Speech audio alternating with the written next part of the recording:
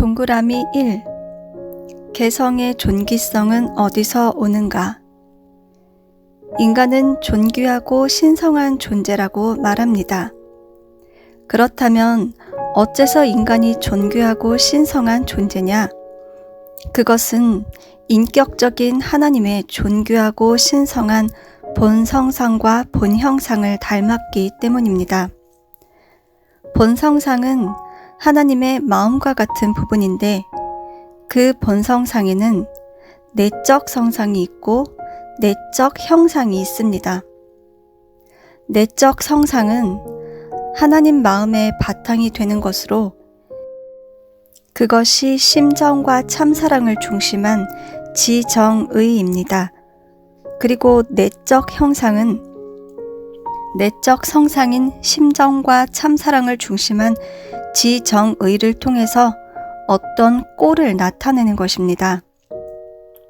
그 꼴은 다양한 하나님의 내적 성상에 따라 결정된 개성체이기 때문에 그것을 닮아난 인간은 그 수가 아무리 많더라도 외모나 성격이 저마다 다릅니다. 한 부모에게서 태어난 형제, 심지어는 쌍둥이도 서로 다릅니다. 이처럼 인간은 하나님의 절대성과 개성을 닮았기 때문에 저마다 절대성을 가졌고 신성하고 존귀한 것입니다. 그런 존재를 자기의 마음에 들지 않는다고 불신하고 인격적으로 모독하면 결국 하나님을 불신하고 모독하는 꼴이 됩니다. 인간은 하나님으로부터 왔기 때문에 함부로 대하면 안 된다는 것입니다. 사람을 무시하고 미워하면 하나님을 무시하고 미워하는 것과 같습니다. 한편으로는 자신을 무시하고 미워하는 것입니다. 사람은 하나님의 내적 형상 가운데 개별상을 닮아 나온 실체이기 때문에 인간의 존귀성은 하나님에게서 온 것입니다. 따라서 저마다 특성을 가지고 하나님에게 기쁨을 돌리는 일도 오직 사람만이 할 수 있습니다. 동그라미 2. 우주의 본질이 무엇인가? 지금까지 우주의 본질이 물질이냐 정신이냐를 놓고 많은 논쟁을 벌여왔습니다. 여기에 대한 결론은 물질만도 아니고 정신만도 아니다 하는 것입니다. 하나님의 본성상과 본형상의 관계로 보면 정신과 물질은 따로 있는 것이 아니라 마음과 몸처럼 분리될 수 없는 완전 동일 요소의 통일체로 되어 있습니다. 이미 그 예를 들었지만 다시 한번 상기해 보겠습니다. 물과 수증기와 얼음은 액체, 기체, 고체로 각각 다른 특성을 띠지만 동일하게 수소와 산소의 화합물인 것처럼 우주의 본질인 하나님도 이성성상의 통일체라는 것입니다. 따라서 이성성상론은 이원론이 아니고 유일론입니다. 지금까지 학계에서는 우주의 본질이 유심이냐 유물이냐 하는 문제를 놓고 논쟁을 해왔는데 이성성상론으로 보면 그것은 유심만도 아니고 유물만도 아니라 둘이 하나 된 유일이다 하는 결론을 내릴 수 있습니다.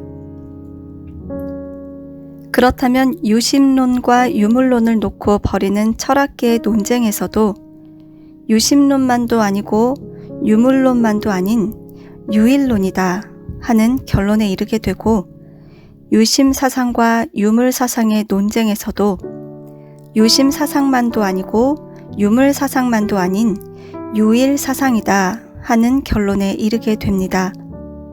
또 민주주의와 공산주의의 싸움에서도 민주주의도 공산주의도 아닌 하나님주의다 하는 결론으로 양대 진영의 싸움을 잠재울 수 있습니다. 우익과 좌익의 싸움도 마찬가지입니다. 결국 우익도 좌익도 아닌 두익을 위주로 한 두익 사상이 등장해야 모든 사상의 논쟁의 종지부를 찍게 됩니다. 우익과 좌익은 논쟁의 대상이 되는 유심론과 유물론, 민주주의와 공산주의 등 양립한 사상체계를 각각 조류의 양쪽 날개에 비유한 표현입니다. 우익은 우익대로, 좌익은 좌익대로 각각 자기가 도맡아 전체의 균형을 잡는 역할을 한다는 주장이지만 상대를 배제하고 일방적으로 그 역할을 해낼 수는 없습니다. 비록 우익과 좌익 둘이 모두 갖추어져 있다 하더라도 거기에는 두 날개의 활동을 적절하게 조종하는 역할이 필요합니다. 이것이 머리 쪽 두뇌의 역할입니다. 그래서 두익이라고 표현한 것입니다. 엄밀히 따지자면 머리 쪽 날개라는 뜻의 두익은 적절한 표현이 아니라는 반론도 있을 수 있지만 좌익과 우익에서 익이라는 표현이 실제로 날개를 말하는 것이 아니고 쪽이라는 위치를 강조한 표현임을 감안하여 거기에 대비되는 두익이라는 단어를 쓴 것입니다. 지금까지 우익이냐 좌익이냐 하는 논쟁도 많이 있었습니다만 우익만 가지고 인간의 문제를 해결할 수 없고 좌익만으로도 안 됩니다. 우익과 좌익은 인간 개체로 볼 때 분신의 한 분야입니다. 오른손과 왼손은 내 분신의 한 요소입니다. 오른손이 왼손을 보고 오라 한다고 가는 것이 아닙니다. 왼손이 오른손에게 오라 한다고 오른손이 가지 않습니다. 머리에서 명령해야 합니다. 머리에서 왼손아 앞으로 오고 오른손도 오너라 해야 앞으로 갈 수 있습니다. 오른쪽 왼쪽이 각기 주장한다고 되는 것이 아닙니다. 머리가 박수를 치라고 명령해야 두 손이 맞장구를 치며 손뼉을 치는 것입니다. 우익과 좌익의 문제를 정리할 수 있는 사상은 두익 사상밖에 없다는 뜻입니다. 우익이나 좌익이 가지고 있는 정책적인 이론으로는 절대로 하나 될 수 없습니다.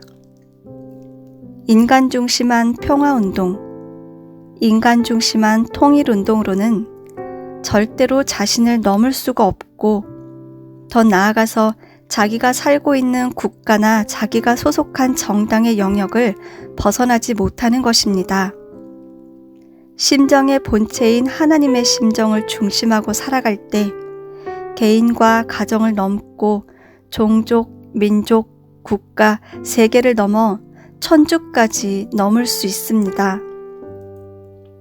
또 종교의 사상도 넘고 체제와 제도도 다 넘을 수 있습니다.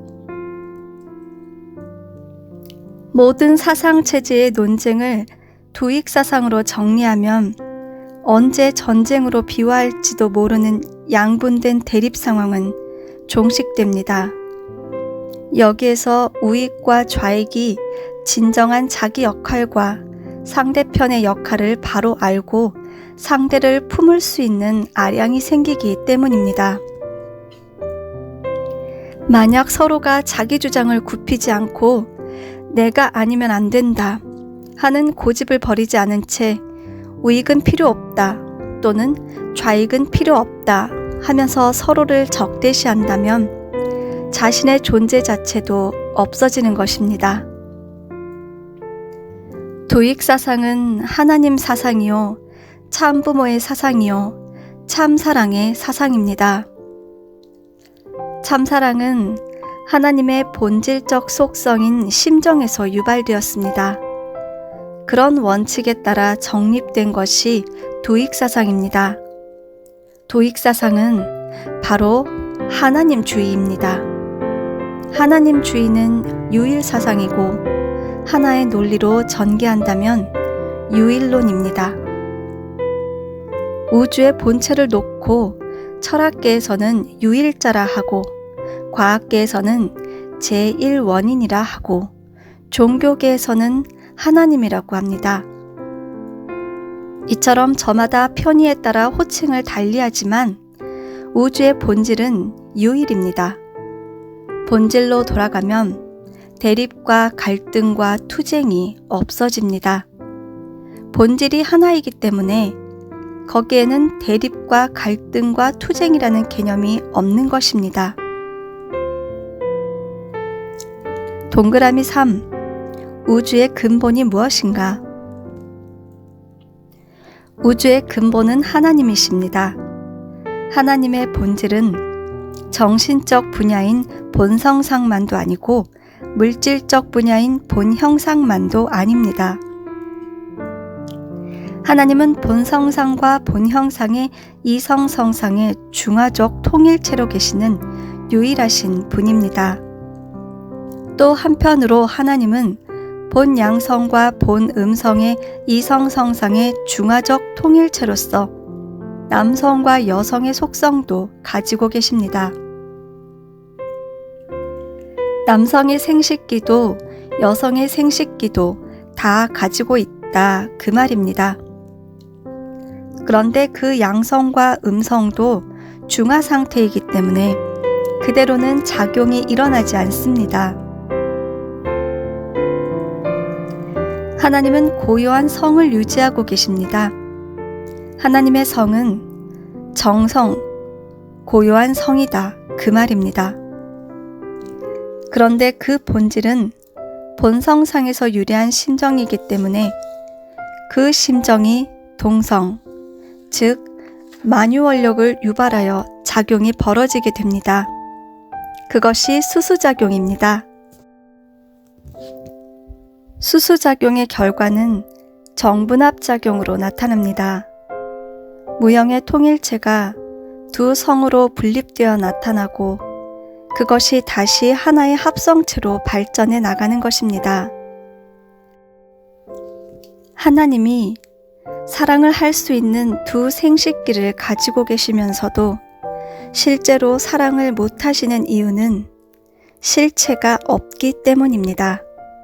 그래서 우주의 본체이신 무형의 하나님을 실체화하기 위해 나타난 것이 양성의 실체인 남성과 음성의 실체인 여성입니다. 남성 속에는 마음과 몸이 있고 여성 속에도 마음과 몸이 있습니다. 또 남자에게는 여성 성품도 들어있고 여자에게는 남성 성품도 들어있습니다. 그것은 모두 하나님을 닮았기 때문입니다. 남자와 여자가 구분되는 것은 무엇 때문이냐? 생식기가 달라서 그렇습니다. 남자의 생식기에서는 아기의 씨인 정자만을 생산하고 여자의 생식기에서는 아기의 참 생명의 몸인 난자만을 생산합니다. 하나님의 이성성상을 닮은 실체인 아담과 해와가 사랑하게 되면 그 사랑은 아담과 해와가 하는 것이지만 보이지 않는 하나님의 속에 있는 본 양성과 본 음성의 생식기가 아담과 해와를 통해서 일체를 이룬 것과 같습니다. 하나님의 사랑과 아담 해와의 사랑이 완성되어 한자리에서 만날 수 있도록 하는 것이 바로 절대성입니다. 그래서 하나님의 이상은 아담 해와를 통해서 실체로 사랑하겠다는 것입니다.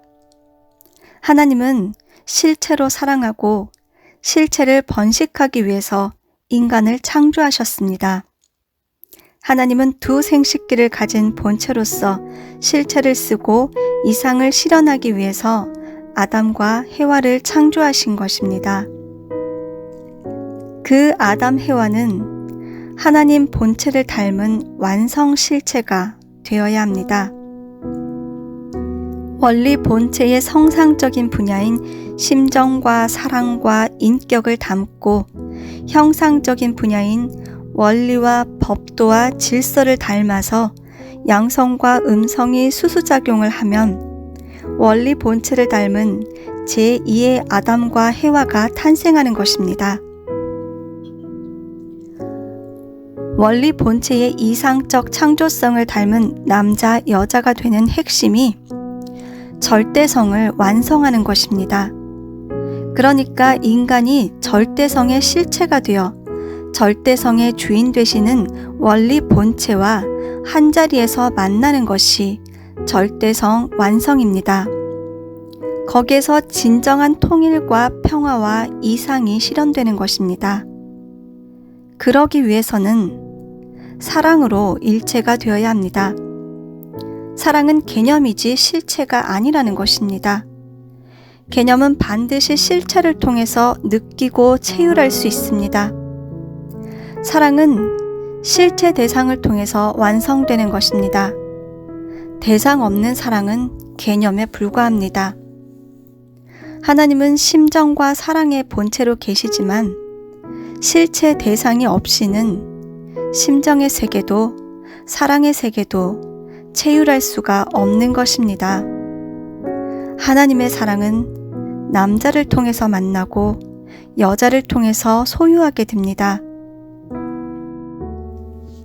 성숙한 사람은 결혼을 하지 않았더라도 사랑할 줄도 알고 사랑해서 아들, 딸 낳을 줄도 압니다.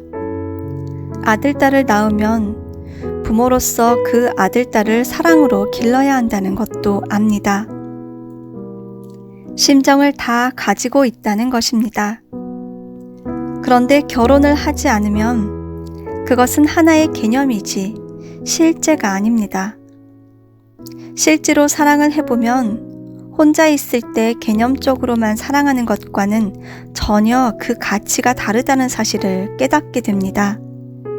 느낌이 다르고 체휼이 다르고 그 사랑의 완성 기준이 다릅니다. 사랑의 완성 기준은 총각 처녀로 혼자 있을 때와 약혼해서 남녀가 만났을 때 다르고 자녀를 가졌을 때 다르고 자녀가 성숙했을 때 다릅니다. 심정의 세계는 자녀를 통해 점점 발전하고 완성해가는 것입니다. 그렇기 때문에 80이 넘었다고 해도 자식을 낳아서 길러보지 않은 사람은 진정한 부모가 될 수 없고 심정 세계를 완성할 수 없습니다. 아무리 배워도 그것은 실체적인 경험이 되지 못합니다. 진정한 심정 세계의 완성은 상대를 통해서 이루어집니다. 상대와 주고받는 관계에서 자기 속에 있는 본성이 유발되고 완성되는 것입니다. 하나님도 마찬가지입니다. 인간의 완성과 함께 본성상과 본형상에 내재되어 있는 심정의 본체가 점점 성숙되고 완숙되어 가는 것입니다. 하나님 속에 아무리 심정과 참사랑을 가지고 계셔도 대상이 없이는 그것이 실체화되지 않습니다. 하나님이 당신 속에 전체를 가지고 계시지만 사랑을 실체적으로 완성할 수 있는 대상이 없으면 본체의 성숙도 없고 완숙도 없는 것입니다. 원리 본체이신 하나님은 우리 인간에게는 혈통의 근원이시고 인간은 그를 닮아 나타난 아들딸입니다. 하나님과 우리 인간의 관계는 부모와 자식의 관계입니다. 그것은 사랑으로 연결된 귀한 관계입니다. 그래서 모든 존재 세계에서 사랑만큼은 동등합니다. 거기에는 동거권과 동의권과 동참권과 상속권이 있습니다. 그것이 참사랑의 특권입니다. 하나님이 아무리 지고 지대하더라도 그 하나님 앞에 주고받을 수 있는 대상이 없으면 아무런 의미가 없습니다. 그러나 아무리 무지한 사람이라도 하나님의 심정을 깨닫고 하나님의 사랑 속에서 하나님과 일체가 되는 자리에 섰다면 그는 하나님과 동거하고 동행하고 동등한 위치에서 동참하고 하나님의 모든 것을 상속받을 권리까지 가질 수 있는 것입니다. 그렇기 때문에 지극히 낮은 자리에 있는 존재가 지극히 높으신 하나님과 하나 될 수 있는 길은 지식도 돈도 권력도 아닙니다. 그것은 오직 참사랑뿐입니다.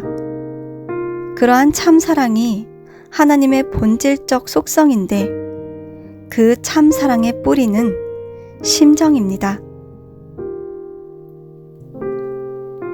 인간 사회를 구성하는 기본 단위는 가정입니다. 가정에는 아버지가 있고 어머니가 있습니다. 그리고 남편이 있고 아내가 있고 형님이 있고 동생이 있습니다. 그 가정의 구성원이 하나 될 수 있는 요소는 심정을 바탕으로 한 참사랑인데 그 심정과 참사랑의 근원이 하나님이십니다.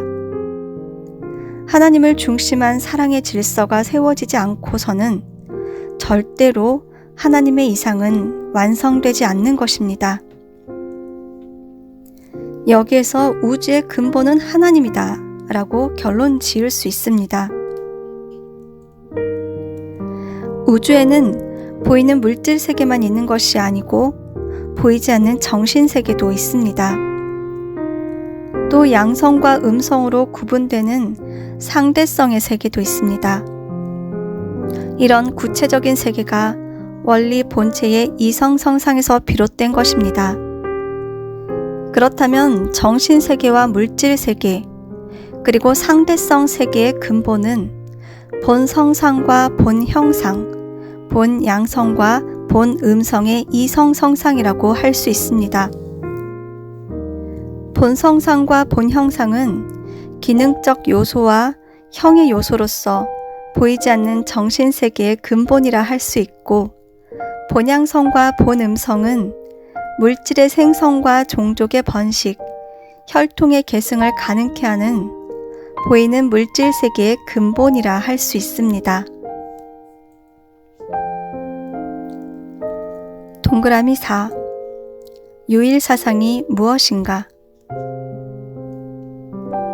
유일사상은 부자의 사상입니다. 우주의 법도는 부자의 관계를 근본으로 합니다. 그런데 북한에서 김일성을 중심으로 유일사상이라는 말이 먼저 나왔습니다. 유일사상을 주체사상이라고도 합니다. 유일자요, 아버지 되시는 하나님을 믿고 섬기는 것이 유일사상인데, 김일성이 주체요, 아버지라는 것입니다. 하나님을 떠나서 인간이 주체가 될 수는 없습니다. 그것은 가짜입니다. 주체는 오직 하나님뿐입니다. 유일이라는 말도 하나님에게만 붙일 수 있습니다. 하나님을 부모로 믿고 모시고 섬기는 사상이 유일사상입니다. 창조주 하나님은 관념적 존재가 아니라 인간과 부자의 관계로 계시니 인간의 참부모이신 동시에 나의 참부모이시다 하는 사상이 유일사상입니다. 유일사상은 참부모와 참자녀의 관계에서 성립된 사상이라는 말입니다. 유일사상은 곧 두익사상입니다. 유일사상이나 두익사상은 하나님주의, 참부모주의로 귀결됩니다. 특히 유일사상의 본질은 심정을 원천으로 한 참사랑입니다. 지금까지 남아있는 민주주의와 공산주의는 없어져야 합니다. 그들은 만민 평등이라는 형제주의 사상에서 출발했지만 서로가 반목을 일삼는 반쪽 사상입니다. 그래서 그들은 세계 도처에서 끊임없이 전쟁을 일으키는 것입니다. 그러한 문제도 하나님주의가 아니면 해결될 수 없습니다. 제2차 세계대전은 세계평화 이상을 앞세운 유엔을 등장시켰습니다. 창설 초기의 유해는 세계 인류를 전쟁과 기아와 질병에서 구하려고 애쓰는 등 그 이상을 실현하려는 노력이 활발했습니다. 그러나 흐르는 세월과 함께 그 영향력은 점차 약해지고 있습니다. 한국 전쟁만 보더라도 유엔의 개입에도 불구하고 전쟁은 종식되지 않고 공산주의와 민주주의의 대립만 세계적으로 확산된 채 냉전 체제가 지속되고 있습니다. 현재 유엔의 세계 평화 이상은 없어지고 말았습니다. 유엔 가입 국가의 대표들은 모두가 자국의 이익을 위해서 활동합니다. 세계 평화와 인류의 행복을 위해서 활동하는 대표는 찾기 힘듭니다. 인간이 참아버지이신 하나님을 배제하면 아무리 형제주의를 부르짖어도 저마다 자기의 이익만을 챙기려 들 뿐 하나 되지는 못합니다. 그래서 유엔도 두뇌의 역할을 못하는 것입니다. 인간은 유일의 본체 되시는 하나님을 닮은 만물의 영장이라는 가치를 가지고 자녀를 낳아 그 자녀와 함께 하나님을 참부모로 모시고 살아야 한다는 사상이 유일 사상입니다. 그것이 하나님의 창조 이상을 이루어드리는 길입니다. 하나님의 창조 이상은 심정과 참사랑이 내포된 본성상과 원리와 법도와 질서가 내포된 본 형상만 가지고 이루어지는 것이 아닙니다. 거기에 인격을 바탕으로 한 절대성을 가진 남자와 여자가 나타나야 완성되는 것입니다.